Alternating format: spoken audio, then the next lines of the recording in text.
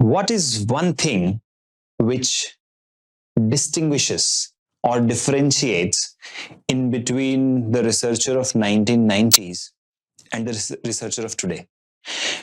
एक वो चीज क्या है जो साइंटिस्ट को 1990 के साइंटिस्ट को आज के साइंटिस्ट से डिस्टिंग्विश करता है, डिफरेंट बनाता है, और अगर वो कुछ है तो वो है कंप्यूटिंग पावर। कंप्यूटर्स ने जी हाँ हमारी लाइफ को रिवॉल्यूशनाइज कर दिया है। Computers have revolutionise our life, और इस वजह से आज का रिसर्च काफी एफिशिएंट है। Our research is much more efficient than what it was in the 1990s। But having said that, the evolving fields coming out of the branches of biosciences and computing is bioinformatics. Yes, you heard me right. Bioinformatics एक ऐसा subject है which is a merger of computing power and biology. Today, the researchers no longer imagine in their mind. They do it right inside a software and process it, take out results, interpret results in a better way. और ये सब कुछ हो पाया है, in fact कोविड-19 की vaccine भी, ये सब कुछ हो पाया है, all that thanks to bioinformatics. So today's researchers need to have this core skill. They need to have this core skill. Now, if they have to have this core skill, तो कौन सी skill उनको चाहिए? Let us titrate, let us find out, let us analyze in this video about what all bioinformatics skills you require as a researcher for your general research also. If not today, maybe in future, कभी ना कभी तो advance research करोगे, उस time पर किस type के research skills आपको चाहिए।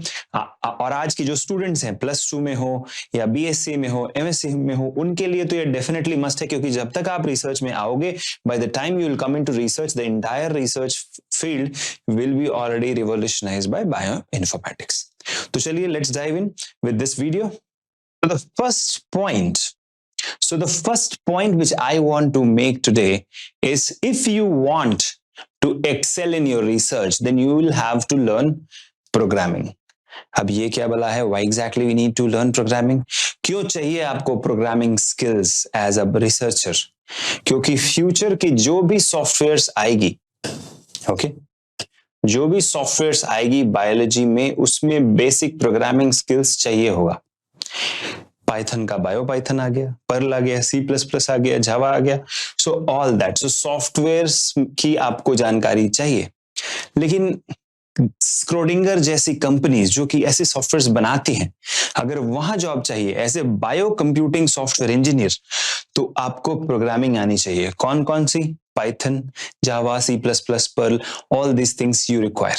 और इसकी जानकारी हम अपनी वेबसाइट पर काफी देते रहते हैं। We keep giving all this information. The link is given in the description. You can check this out. So for the first time here, I'm mentioning R also. R language भी होती है एक, okay, so which is extension of Python. So programming languages आपको चाहिए होगी. So that's my point number 1.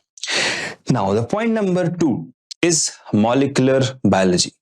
अगर computing आता है तो मॉलिक्यूलर बायोलॉजी का जो मॉलिक्यूलर लेवल पर जो स्टडीज है वो आपको आना बहुत ही इंपॉर्टेंट है। So that is where I will insist कि मॉलिक्यूलर बायोलॉजी आपकी मास्टर्स में, बैचलर्स में जब भी पढ़ाई हो रही है, उसको ध्यान से पढ़िए। अगर आप +2 में भी हैं, फ्यूचर में बायोइन्फॉर्मेटिशियन बनना है, you must know molecular biology in detail, because molecular biology के बिना you can not survive in any field. Bioinformatics हो या ड्रग डिस्कवरी हो, फार्मा हो, बायोटेक हो, कोई भी फील्ड हो, मॉलिक्यूलर बायोलॉजी तो चाहिए ही चाहिए। So this is the second point which I wanted to make. The first point which I said is programming, the second point molecular biology, ये आपको चाहिए। This is a must have skill. The third is statistics, data. अब देखिए, in your life you will be presented with lot of data. कल ही मैं पढ़ रहा था, कहीं पर किसी ने लिखा है कि this is the funnel, okay, और पहली चीज जो यहां पे आती है वो है डेटा, ठीक है। और डेटा को जब आप इंटरप्रेट करते हो, करते करते करते जो लास्ट में बचता है उसको हम बोलते हैं विजडम, ठीक है। तो अगर किसी भी फील्ड में आपको वाइज बनना है, विजडम आना है, तो आपको डेटा क्रंचिंग आनी चाहिए, ठीक है। फॉर एग्जाम्पल ये पावर पॉइंट भी जो हमने बनाया है, ये जो प्रेजेंटेशन मैं कर रहा हूं, because we analyze data, of thousands and thousands of researchers. उनकी जो job requirement है, job description है, we analyze that and then we are telling you the statistics कि भाई ये सारी चीजें चाहिए. So statistics or data interpretation is a must for you if you want to become a bioinformatician or anything. If you want to do research in future, आपको ये चाहिए ही चाहिए. There is no doubt about it. ठीक है, चलिए we'll move to the next point, which is database skills. अभी आपकी database कौन कौन सी होती है? बहुत सारी होती है. SQL होती है, MySQL होती है, ठीक है. इसमें भी बहुत सारे टाइप्स के टेबल्स आते हैं. सो डेटाबेस हैंडलिंग स्किल्स आपको आनी चाहिए. Maintenance of database, maintaining an order to your data, क्योंकि अगर डेटा है, अगर उसको डेटाबेस में स्टोर कर रहे हो और रिट्रीव करना है, so all this you require. So database skills is a must for your bio informatics और any other research also in future. आप डेटा जब कलेक्ट करोगे, you will collect from thousands and thousands of plants. Suppose you're doing research on plants, so you will accumulate data from thousands of plants, okay, say pea plants. Now all that you will store in a database, and whenever required you will try to retrieve it and come to a conclusion. So database skills आपको आनी चाहिए. So this is one must have skill. अब आ जाइए, the next thing is algorithm. चलिए algorithm के बारे में मैं बात करता हूँ. Why this is so important? Google आज Google क्यों है? It's all because of algorithm. उन्होंने एक ऐसा algorithm बनाया जो कि prioritize कर पाता है which particular web page is of high quality, they'll rank it higher. ठीक है, let's move forward. टिकटॉक देख लो. टिकटॉक तो इंडिया में बैन है, बट आप अगर आपने पास में उसको यूज किया है, you must have observed, if you start watching a comedy video, you will get more comedy TikTok videos. If you start watching say educational video on TikTok, it will start showing you educational video. तो ये कैसे हो रहा था? ये AI है, algorithm है. उन्होंने एल्गोरिदम डिजाइन किया है. तो एल्गोरिदम अगर आपने डिजाइन कर लिया, तो आप अपने डेटा को एक्स्ट्रापोलेट कर पाओगे. अगर आपका डेटा यहां तक पहुंचा, उसके बाद आप उसको एक्स्ट्रापोलेट करके कंक्लूड कर पाओगे कि ठीक है, ये होने वाला है फ्यूचर में. सो this is how you can do it. So algorithm is a must have skill for all of you. बायोइन्फॉर्मेटिशियन हो, अगर आपको मैजिशियन बनना है तो एल्गोरिदम जानना जरूरी है, एल्गोरिदम डिजाइनिंग जानना जरूरी है. So this is my next point. चलिए आगे आते हैं. लाइनक्स तो विंडोज का बड़ा भाई है, फ्री ओपन सोर्स सॉफ्टवेयर. ये बायोइन्फॉर्मेटिशियंस के लिए एक वरदान है. Just secret to every bioinformatician, in fact every researcher. जब भी आप रिसर्च में जाओगे, आपको ओपन सोर्स लाइनक्स सर्वर्स मिलेंगे. How to handle a server, okay, how to work on it, how to store data in it and how to retrieve data, all that. So Linux आपको जानना जरूरी है, and it's a very basic software. ठीक है, internet पर हजारों करोड़ों tutorials इसकी अवेलेबल है लाइनक्स की. You can learn Linux. तो यहाँ पर ये एक मस्ट हैव स्किल आपके लिए है फॉर बिकमिंग अ बायोइन्फॉर्मेटिशियन और becoming a future ready researcher. ठीक है, क्योंकि फ्यूचर में बायोइन्फॉर्मेटिक्स स्किल तो आपको चाहिए ही चाहिए. Next, you have to be good at data science. Now data science जो भी recent में evolve हो रहा है, ये चीज भी बहुत ही important हो गई है, and that is why we are coming up with a data science course also for biologists in future. लेकिन अब data science जो है इस वक्त what we are looking at, जो आपके सामने है, ये data science बहुत ही primitive stage में है, but in the next 10 years, the moment the quantum computing comes into picture, this will shoot like anything. ये बहुत ही fast बढ़ेगा, क्योंकि अगर हमारा computing power बढ़ता है, we can process more data, we can crunch more data, and then we can extrapolate and arrive at better results. तो data science एक बहुत ही upcoming field है. As a researcher, you must know data science. So ये एक must have skill हो गई आपके लिए.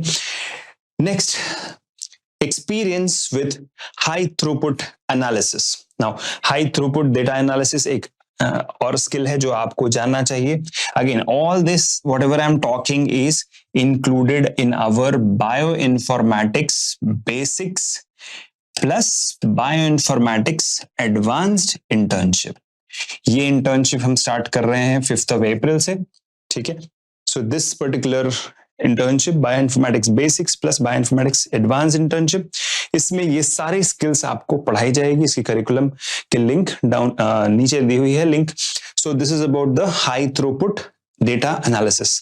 आगे आ जाइए, team work. Now what happens here is you are not just a lone researcher in this world कि आप एक जगह बैठ के बस रिसर्च कर रहे हो और आपका काम हो जाएगा. It doesn't happen that way. you have to collaborate with multiple researchers who may be sitting across the globe. तो एक बहुत ही इंपॉर्टेंट सॉफ्ट स्किल जो आपके सामने है, that is team work. You have to learn team work, you have to learn to work with different type of people. कुछ लोग अब ऐसा कहते हैं कि हर आदमी यूनिक है बिकॉज आवर जीन्स है unique, right? But we all have to learn to work together. यहां पर मैं आपको एक एग्जांपल दूंगा एक इन्वर्टर बैटरी का. सपोज करो ये एक इन्वर्टर बैटरी है, इसकी कैपेसिटी है कि ये एक दिन का आपको बैकअप दे सकता है, ठीक है? अगर हमने 2-3 और एक साथ सीरीज में ज्वाइन कर दिया तो अब इसकी कैपेसिटी 2 दिन की हो गई. सो बेसिकली टीम वर्क यही है. ये आपका ब्रेन है, ये आपके फेलो कोलीग का ब्रेन है. जब आप लोग एक ही मिशन पर फोकस्ड होते हो तो आपकी कैपेसिटी बढ़ जाती है. When your capacity improves, that is how you achieve success. So team work is a must have skill for any researcher. Forget bioinformatics, हर चीज में टीम वर्क के बिना तो ये वीडियो भी पॉसिबल नहीं है जो कि मैं इस वक्त बना रहा हूं, right? So this is the next point which I wanted to add now. Time management बहुत ही इंपॉर्टेंट है. कई बार क्या होता है जब आप पढ़ाई में घुसते हो, you keep learning, you go to the bottom of every in-depth knowledge आप चाहते हो, but at the same time you have to keep a balance with the time also. You have to know this कि एक तरफ on one side is the time, another side is the result. अगर आपको ज्यादा time लग रहा है result लाने में, ठीक है, so then you are not going to be a successful researcher. You have to keep a balance in between the time taken and the research results. So you have to learn time management as a researcher no matter which field you get into. ठीक है, आपको PhD करने जाओगे 5 साल मिलता है, maximum people 6 साल में कर लेते हैं, कई लोग 10-10 साल तक पीएचडी कर रहे हैं. That's not how you have to do. You have to finish your thesis and you have to get submitted on time. So time management बहुत जरूरी है as a researcher. And after that also once you are a PhD you become a scientist और senior scientist.